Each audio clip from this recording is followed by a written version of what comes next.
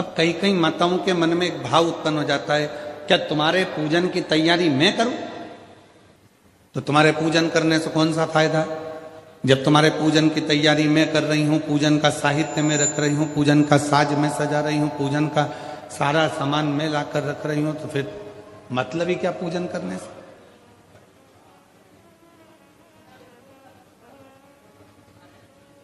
थोड़ा ध्यान देना महाराज।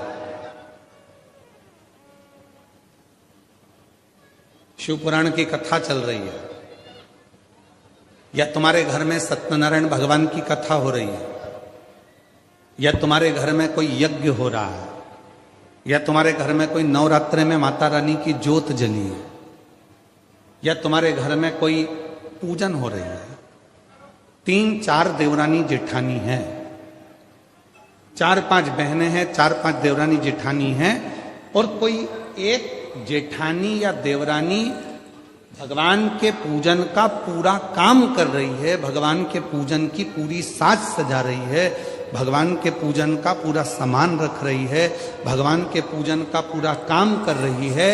और एक देवरानी जेठानी ऐसी भी होगी जो आएगी, पूजन करेगी, चली जाएगी, भोजन करेगी, चली जाएगी, और एक पूरा काम कर रही है, भगवान की सेवा की तैयारी, सत्यनारायण जी की यज्ञ की तैयारी, कथा की तैयारी, सामग्री की तैयारी। तो निवेदन है मेरी जीजियों, कभी अपने मन में यह भाव मत लाना कि मैं पूरा काम करूं और मेरी जेठानी देवरानी तो आती है, खा पी के पूजन करके चली जाती है, फैलारा मुझे फैला उठाना पड़ता, काम मुझे करना पड़ता, ये कभी मन में मत लाओ। बल्कि भगवान को धन्यवाद दो कि इतनी देवरानी जेठानी में तूने अपनी सेवा के लिए मुझे चुनकर रखा है, ये तेरी उदारता, ये तेरी कृपा, ये तेरी दया।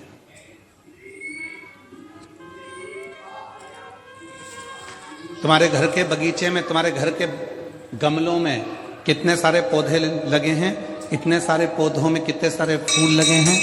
ईमानदारी से बोलना, तुम अगर फूल तोड़ती भी हो, फूल तुम चुनती भी हो, भगवान के लिए चुनो चाहे अपने लिए चुनो, अगर तुम फूल तोड़ती हो तो पूरे बगीचे का सबसे सुंदर जो फूल होता है, गुलाब का फूल खिला हुआ, कमल का फूल खिला हुआ, जो भगवान को देने के लिए या अपने लिए जो फूल तुम चुन रही हो, वो बगीचे का सबसे सुंदर फूल जो होता है, उसको तुम चुनती हो, उसको तुम चुनकर रखती हो, उसको तुम तोड़ती हो। उसी तरह पूरे परिवार में 4-5 देवरानी जेठानी ननंद ये वो, पूरे परिवार में इतने सारे लोग हैं, पर भगवान शंकर यदि तुम्हें शिव महापुराण की कथा में लेकर गए हैं, या भगवान के मंदिर तुम जा रही हो, या भगवान की सेवा तुम कर रही हो, या आराधना साधना तुम कर रही हो, तो समझ लेना कि परमात्मा ने भी पूरे घर के बगीचे में से जो सबसे सुंदर फूल था, वो तुम्हें अपने करीब में लेकर आए, तुम्हें अपने पास में।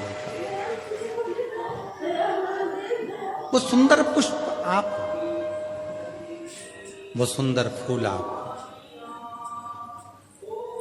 और मैंने तेरे ही भरोसे बाबा, तेरे ही भरोसे हवा बिच उड़ती जावांगी बाबा, डोर छबीला में कटी जावागी। तो वो सुंदर पुष्प आप। लंका का राजा रावण भगवान की पूजन कर रहा है, विभीषण भगवान की पूजन कर रहा है, पर पूजन का साज पूरा जमा रही है, तो वो मंदोदरी जमा रही। पूजन का पूरा श्रेष्ठ कर्म अगर कर रही है, साज सजा रही है, भोग लगा रही है, सामग्री लाकर रख रही है, तो वो मंदोदरी रखती है। मंदोदरी फल किसको मिल रहा है?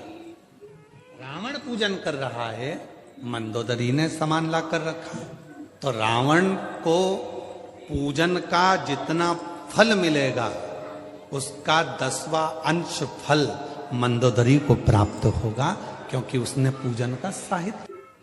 आप लोगों में से कई लोग ऐसे भी बैठे होंगे जो बीमा करते हैं,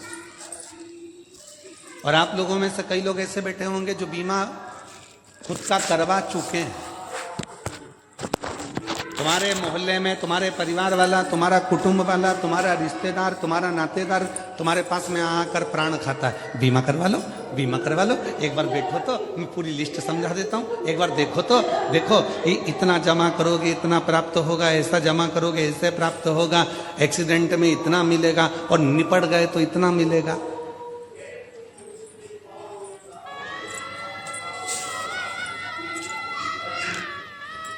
दुनिया में केवल एक बीमे वाला ही है जो तुम्हारे सामने तुम्हारे मरने की बात करता है। और पत्नी बड़े प्रेम से पल्लू ले लुआ के सुनती है मरने की बात, बहुत ध्यान से, इतने प्रेम से सुनती है, इतने प्रेम से। एक्सीडेंट में इतना मिलेगा और मान लो टिकट कट गया, चले गए तो इतना मिलेगा। और पत्नी बड़े प्रेम से सिर पे पल्लू, बस इतना ही, बस इतना। फिर बीमे वाला बोलता है नहीं नहीं भाभी जी ये तो अलग से है और ये ऐसा है। तो भाभी जी भी फिर सिर पे पल्लू लेके बोली हाँ अब ठीक है, अब ठीक।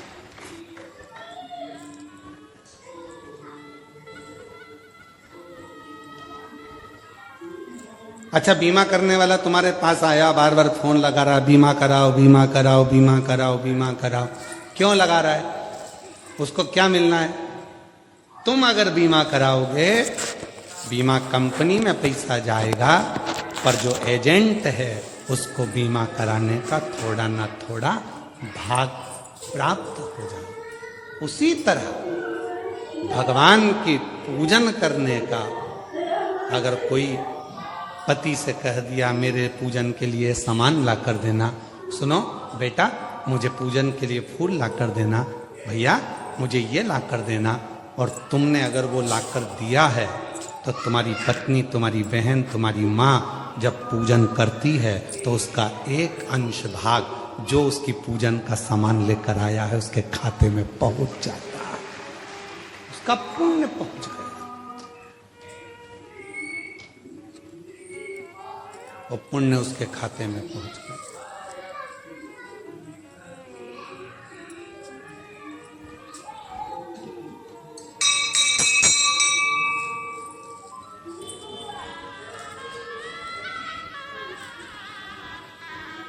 प्राप्त हो गए।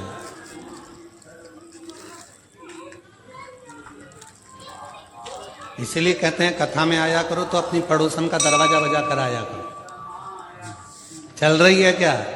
कहाँ? अपने बड़ोदरा में कथा चल रही है। अच्छा, हाँ, शिवपुराण की कथा, हाँ चल रही है क्या? वो आए चाहे ना आए, हो सकता है तुम्हारे बोलने से वो आ भी जाए। अगर वो आ गई, अड़ोसन पड़ोसन पीछे वाली धड़ोसन कोई भी अगर तुम्हारे साथ में चलकर कथा तक पहुंच गई है, उसके कथा सुनने का एक अंश फल तुम्हारे भाग्य में लिखा जाएगा कि तुम उसको, तुमने उसको पाना, तुमने उसको